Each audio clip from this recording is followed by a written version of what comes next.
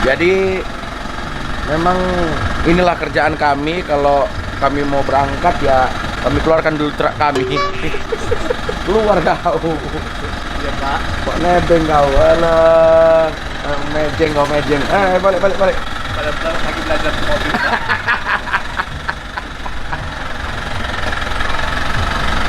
Alah, tarik. Bukan dong.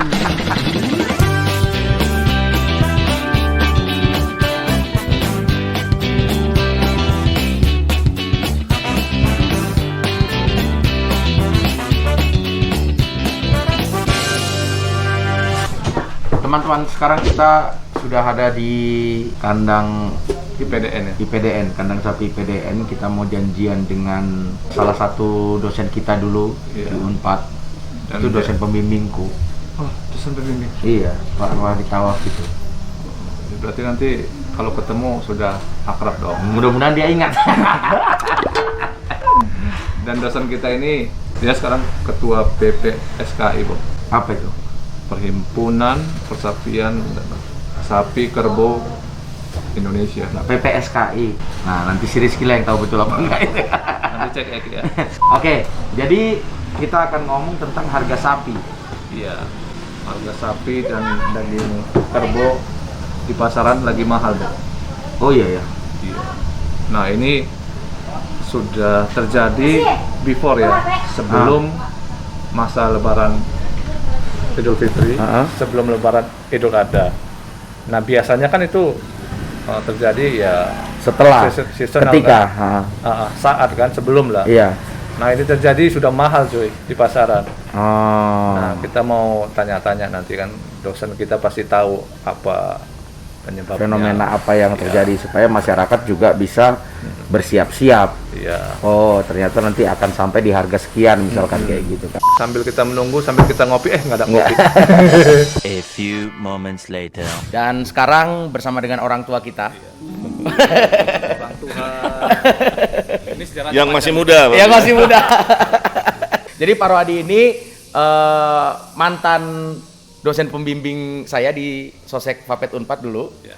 Tapi sekarang adalah mantan sekjen PPSKI. PPSKI periode sebelumnya. 2015. 2020. Iya, dan Dan- kita akan belajar banyak. Iya, dan selebihnya juga Pak Rohadi sering aktif di informasi seperti pemberitaan daerah, nasional, terutama mengenai sapi lah, Bu. Iya, termasuk salah satu pakar nasional yang suaranya harus kita dengar, Benar. pemikirannya harus kita tahu gitu. Oke, Pak, kita sekarang berbicara dari point of view awalnya kita kenapa ketemu Pak Rohadi karena kita melihat harga daging sapi yang terus melonjak. Di luar fenomena yang biasa ya, Pak. Di luar fenomena yang biasa, tapi kan yang kita tahu kan hanya hari ini. Betul. Bagaimana historical backgroundnya? Nah, ini kita mau tanya dulu ke Pak Rohadi, bagaimana sih sistem industri peternakan yang seharusnya di dalam sebuah negara gitu, Pak? Baik, jadi gini Pak Bob, mungkin ini nge-review waktu kuliah nih. Iya. Cerita. Anu saya loba leutik nilai. Jadi sebenarnya di dalam sistem usaha ternak sapi potong atau industri sapi potong itu terbagi 3 bagian besar. Satu di industri breedingnya atau pembiakan, kedua industri rearingnya atau pembesaran, dan ketiga adalah industri hilirnya yaitu feedlot dan RPH atau pemotongan pasca panen. Nah, di 3 kondisi ini masing-masing kondisi itu memiliki lokasi yang spesifik dan itu memiliki keunggulan komparatif lokasi itu. Contoh misalnya untuk pembiakan atau pembibitan itu memerlukan padang pengembalaan yang luas sehingga biaya produksinya menjadi murah karena pakan itu bisa 70%. Kalau pembiakan dimasukkan di dalam kandang harus disediakan berapa biaya pakannya sehingga hasil anakannya tidak kompetitif harganya. Nah, kalau kita lihat Australia yang luasnya ribuan hektar itu sangat murah dia mendapatkan pakan. Nah, di sana keunggulan komparatifnya adalah memiliki padang pengembalaan yang luas sehingga biaya produksinya murah dan menghasilkan sapi-sapi bakalan. Jadi rearing dan pembiakan dilakukan di sana.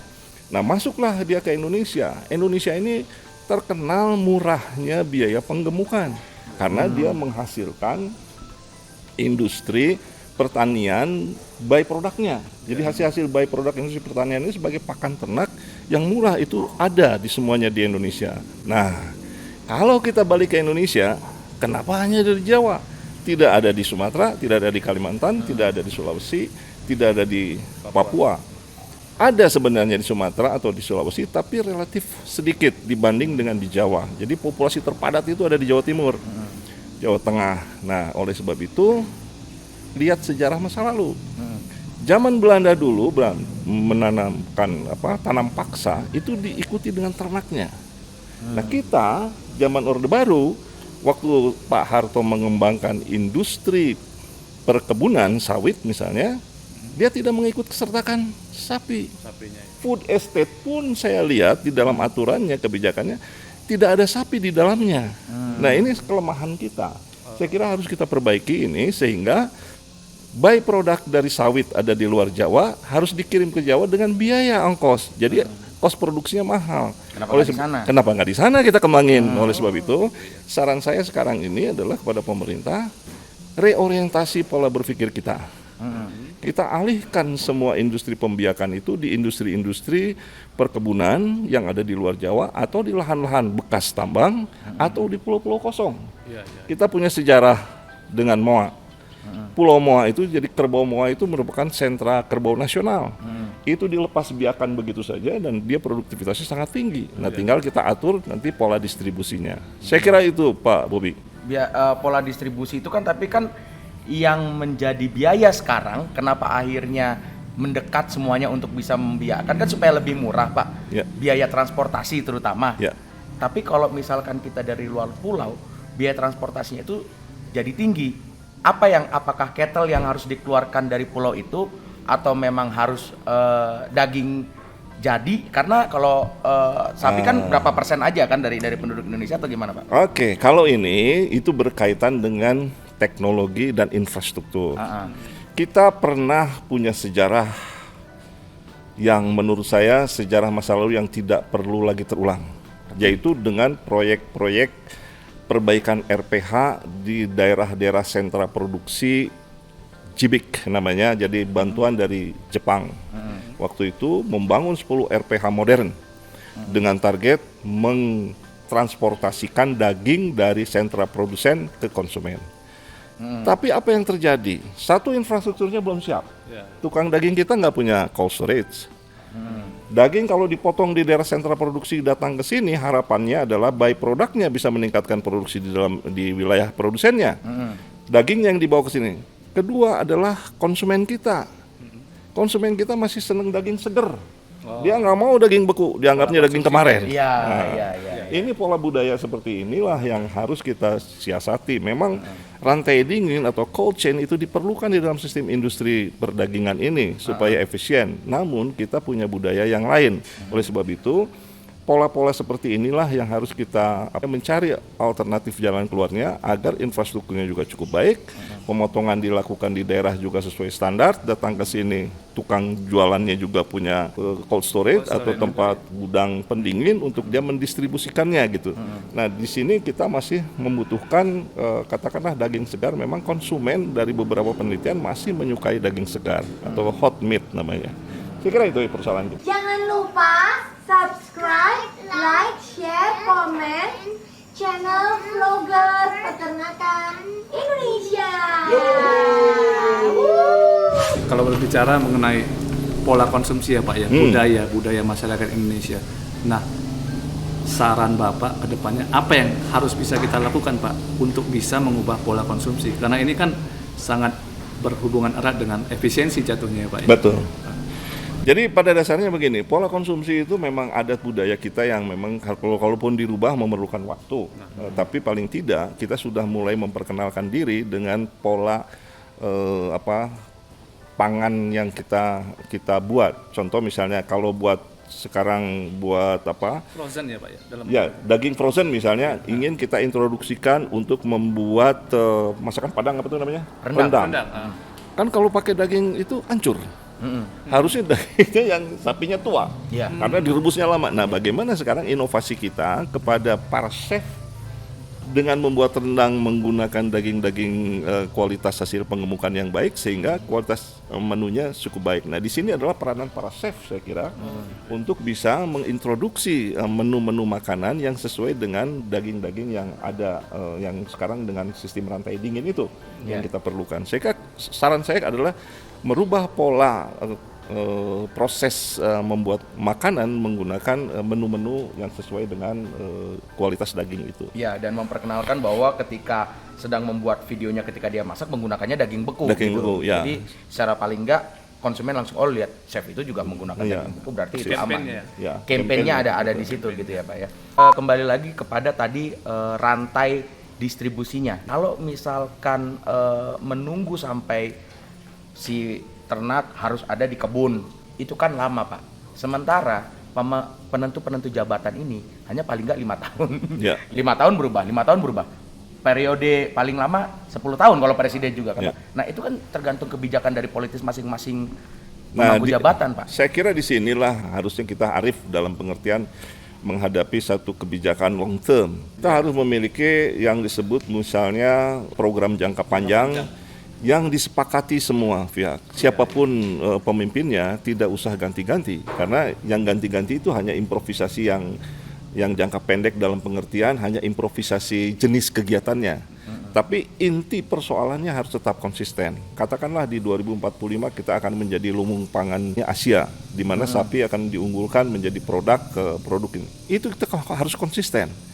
Nah, masalahnya sekarang inkonsistensi pemerintah atau kata-kata sering kita berhadapan dengan kontraproduktifnya kebijakan-kebijakan pemerintah, tidak mendukung program itu tapi di sisi lain membuat program itu.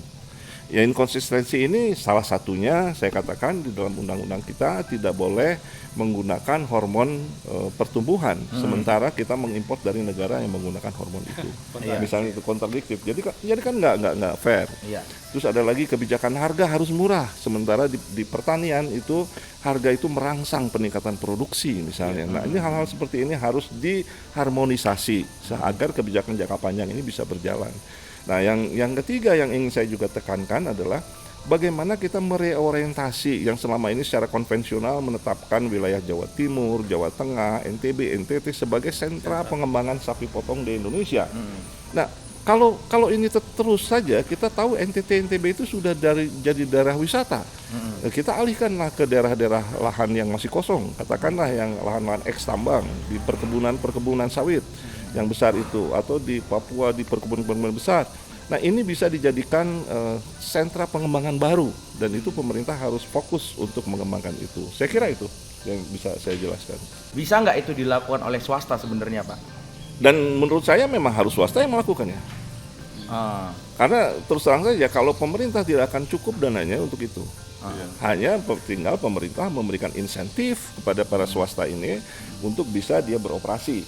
Katakanlah misalnya memberikan bunga yang cukup ringan dalam kaitannya dengan tugas pemerintah, karena terus terang di dalam undang-undang peternakan kita bahwa pembiakan dan pembibitan itu adalah tugas pemerintah.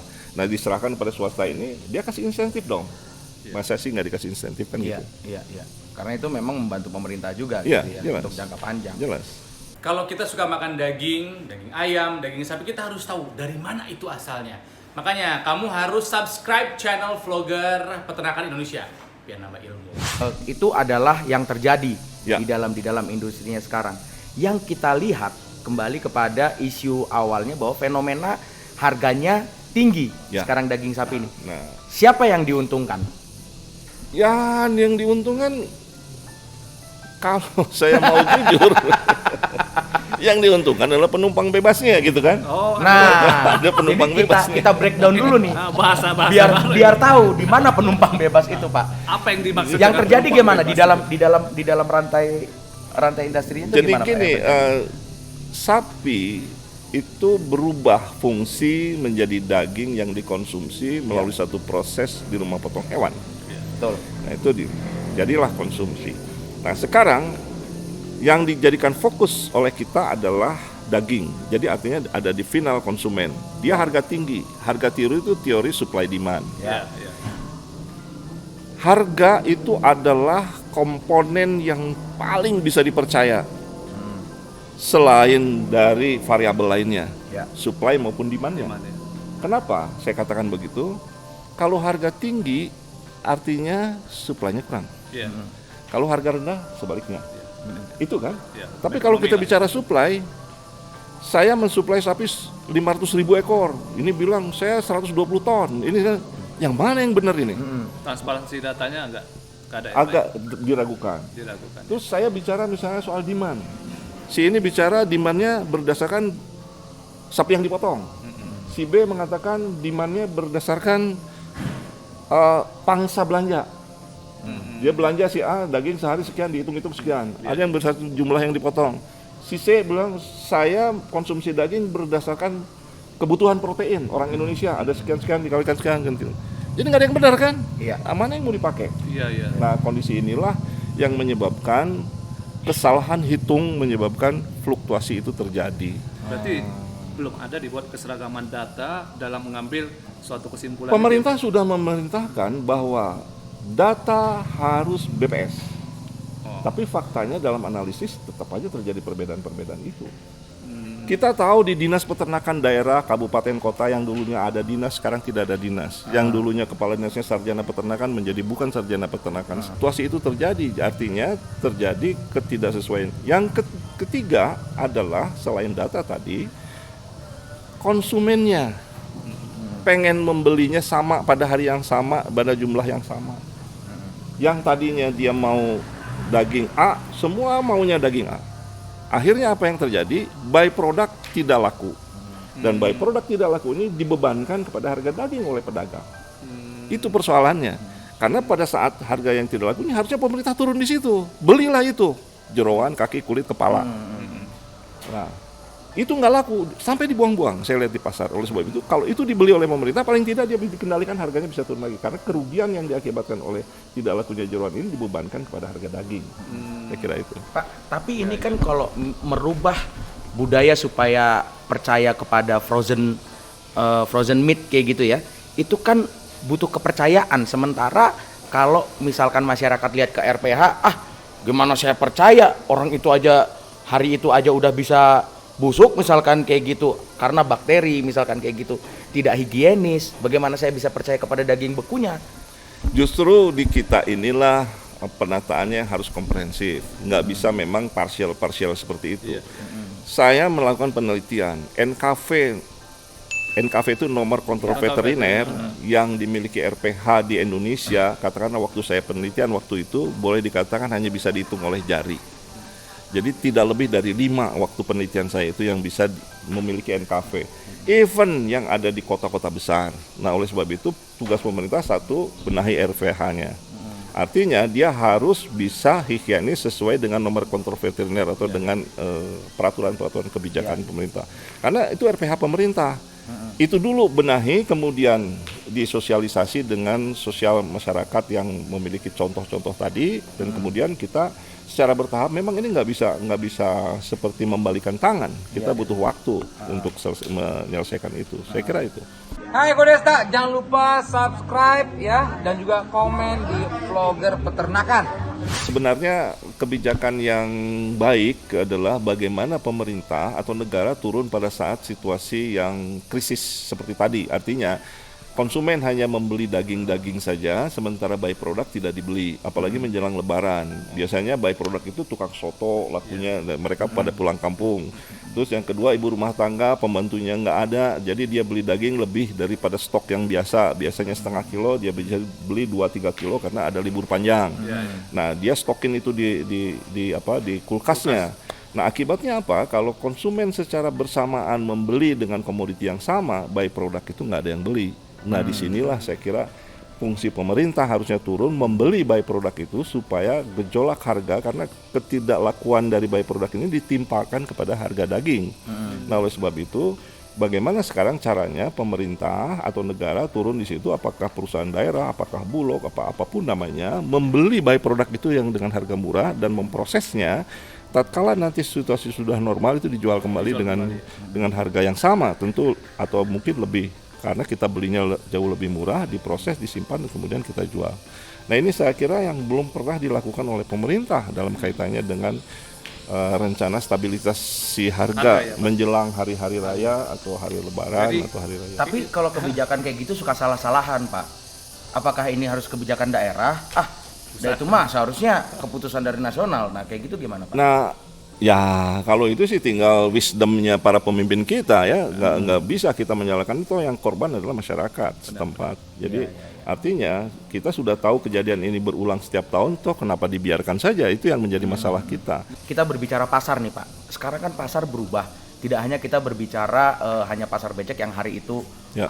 ada pasar supermarket, ada UMKM yang banyak sekarang, millennials banyak yang Menggunakan digital. membuka restoran dan bisa jual dari online. Menurut Bapak, apakah pembagian pasar yang semakin ada diferensiasinya sekarang ini bisa membantu harga supaya tetap stabil untuk tidak naik? Sangat bisa.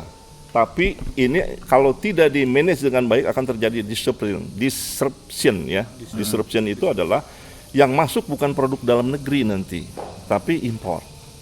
Karena ketidakmampuan dalam negeri menyesuaikan kondisi produknya memenuhi itu. Contoh misalnya gini, digital system yang sekarang berkembang, konsumen itu segan datang ke pasar becek karena kondisi pandemi, karena memang lebih higienis. Akhirnya konsumen yang 16% masyarakat perkotaan itu membeli daging dengan sistem E-commerce. online.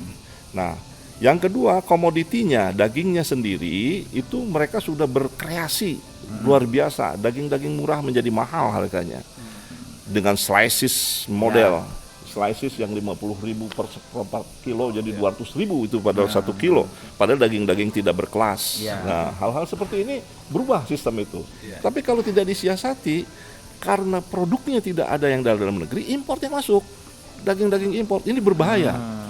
Padahal kita bisa mengatur sedemikian rupa produk itu ada di dalam negeri dengan RPH tadi, dengan sistem tadi yang berjalan. Sampai kepada slicingnya pun Sudah bisa diatur. dilakukan. Dan bisa di record bahwa ini slicing dari history Nah, persis. apa sapinya. Nah, itu satu. Kedua, yang ingin saya sampaikan juga adalah stabilisasi atau bukan stabilisasi sebetulnya, stabilisasi sebetulnya, tapi dalam pengertian satu harga komoditi.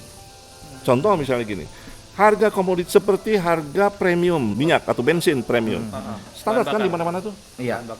Sebetulnya di daging bisa kita lakukan segitu dengan sistem blockchain. Bapak misalnya di kawasan daerah A, you daerah B, saya daerah C. Bapak punya konsumen tertentu tetap di situ dengan memanfaatkan gudang-gudang yang ada. Saya juga gitu. Nah, dikoordinir oleh katakanlah Bulog di sini. Bulog memiliki stok untuk distribusinya ke setiap daerah ini. Maka dia akan mengatakan, kami butuh sekian, kirim ke sini, kirim ke situ dan seterusnya. Dan itu pembayaran pun secara online semua. Sehingga tidak mengenal term of payment. Di situ cash before delivery atau cash on delivery kan. Nah, kondisi ini saya kira membaik kalau kita melakukan sistem digital itu. Sehingga pemerintah nggak akan susah-susah melakukan operasi pasar. Itu bisa setiap saat dilakukan. By apps ya jadinya ya. Semua dengan aplikasi itu bisa kita hadirkan di tengah-tengah digital kita, di tengah-tengah konsumen, kapan saja itu bisa berjalan tanpa merusak pasar tradisional, karena fungsi pasar tradisional tetap berjalan. Dia sebagai agent daripada distribusi dari yang dimiliki daging pemerintah ini. Jadi dibutuhkan memang sistem seperti itu, sistem online seperti itu tanpa memiliki barang. Memang dia hanya mengatur distribusinya aja. Dan yang tetap jual beli adalah orang-orang yang tetap sama. Yang sudah ada. Gitu. Jadi nggak mengganggu pasar. Nggak mengganggu pasar, malah meningkatkan omsetnya dengan sistem digital ini. Dan bukan orang baru. Adalah sistem yang lama yang tetap kita jalankan, hanya sistemnya saja yang berubah. Nah, itu yang kita bicarakan kemarin untuk kita bisa buat. Itu yang sedang kita coba bicarakan juga, Pak. Posisinya pemerintah ya, Pak, ya, lebih. Karena stok pemerintah ini merupakan daging itu merupakan katakan barang komoditi yang menjadi perhatian pemerintah. Padahal bisa saja kalian juga membuat beras yang lain atau misalnya silakan saja. Nunggu pemerintah sulit, Pak. Ya kalau tidak akan pernah ada terjadi seperti ini. Kalau aja mereka. Kalau pemerintahnya nggak mau swasta bisa turun, silakan aja. Bisa lah seperti kita nanti. Kalau misalkan ada yang mau punya stok. Punya stok ya, Pak. Yang penting punya stok. Iya. Kalau pemerintah dalam kasus ini kan dia punya daging. Betul. punya kebijakan. Nah, iya. Nah itu. Nah kalau misalnya swastanya, gue juga punya daging banyak cukup ya silahkan aja. Itu bisa By networking akhirnya by kan networking. dari hulu ke hilir untuk menyatukan Ya. industri itu untuk mengekang orang-orang yang berusaha tadi ya Ya. Bapak mengambil untung tadi gimana itu Pak orang-orang yang Jadi yang gini. mengambil untung itu siapa yang- akhirnya yang yang untung itu siapa? penik- Penikmat gelap itu itu siapa, masih Pak? mengawang-awang. Penikmat bebas itu adalah orang-orang yang bukan di dalam passionnya melakukan kegiatan katakanlah usaha peternakan. Kan usaha peternakan tuh ada petaninya, ada pedagangnya, ada. Ini di luar itu. Case-nya adalah gimana Pak? Wah banyak Pak. Asumsi lah ini. Kalau bapak dagang nih, Contohnya, kan sama saya kasih fee itu biasanya 1% 2% kan. $1 you hitung kalau 1 juta berapa? Broker lah istilahnya. Bahasa kasarnya mah broker. Yang jual tanda tangan lah, Ya. kayak gitu. Oh masih ada gitu ya Pak? Ya nggak tahu lah saya lihat. Ini dugaan aja Pak. Iya, kita kan hanya akademisi yang melihat kepada apa yang terjadi di lapangan gitu ya Pak ya.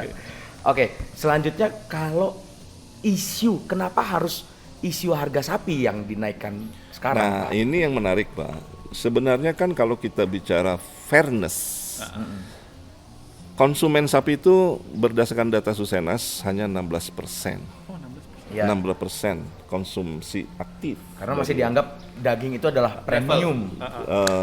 Menengah ke atas ya Pak? Menengah Ya, ke atas. menengah atas. Dan dia memiliki elastisitas di atas 1. Artinya apa? Elastisitas 1, demand di atas 1, makin naik pendapatannya makin tinggi konsumsinya. Oke. Jadi Iya, itu. iya, iya. Nah, disinilah kita lihat bahwa daging hanya dinikmati oleh sebagian kecil masyarakat saja. Nah, tapi yang menarik dari hasil kajian yang dilakukan oleh, kebetulan saya waktu itu dengan saya lupa namanya, peneliti dari UI lah katakan waktu itu, Ya. dia meneliti itu ternyata memiliki keterkaitan terhadap 20 sektor, forward dan backward linkage. Jadi kalau dia memiliki daya ungkit yang tertinggi di antara komoditi lain, kalau nggak salah 2, sekian lah. Jadi kalau dia berubah sedikit saja akan mempengaruhi 20 sektor, 120 sektor pertanian, perekonomian. Oh. Nah inilah yang menjadi sasaran masalahnya pemerintah mungkin, yang menyebabkan daging menjadi pusat perhatian di dalam stabilisasi ekonominya. Dia jangan sampai terjadi fluktuasi yang sangat tajam misalnya, karena akan mengganggu sistem ekonomi yang lain. Iya. Saya kira itu Pak menarik. Jangan lupa subscribe vlogger peternakan Indonesia karena di sini peternakan jadi bodor. Oke, pertanyaan terakhir Pak. Banyak sekali milenial sekarang membuka industri di kuliner Ya. yang membutuhkan protein hewani. Ya. Mereka hanya membeli dari pasar. Ya. Tidak banyak pengetahuan mengenai hulu, Ya. sektor hulu, di Ya. mana mereka kalau misalkan mereka tak menambah pengetahuan mereka tentang sektor hulu ini, maka HPP mereka di dalam kuliner itu akan menjadi lebih kecil, Ya. gitu ya kan Pak. Gimana saran Bapak terhadap orang-orang yang sekarang sedang banyak membangun industri kuliner yang menggunakan protein hewani ini Pak? Jadi gini, proses produksi ini kadang dilupakan oleh para kuliner ini. Ya. Padahal itu memiliki nilai jual yang tinggi. Jadi contoh misalnya daging yang harganya tadinya katakanlah paha depan bernilai hanya 120.000 per kilo, atau paha belakang misalnya 120.000 per kilo. Kemudian di slices diberi nama tomahawk. Iya, tomahawk. Nah, kemudian dimasak sedemikian rupa dan itu nikmat banget. Dan hasilnya adalah daging itu mahal. Menjadi 300.000 per kilo jatuhnya, padahal tadinya 120. Nah, dengan menjual tadi, kita kembali ke hulunya, ke si produsennya, buatkan yang pengemukannya sekian sehingga karkas sekian. Sehingga ini memiliki nilai jual yang tinggi dan menguntungkan buat semua pihak. Jadi artinya apa? Bagaimana menjual cerita slices yang tadi, daging yang slices untuk para kuliner ini, sehingga menguntungkan juga buat petaninya. Jadi artinya mereka memang harus berkreasi untuk memiliki nilai jual itu. Nah nilai jual inilah yang dipajang di resto-restonya.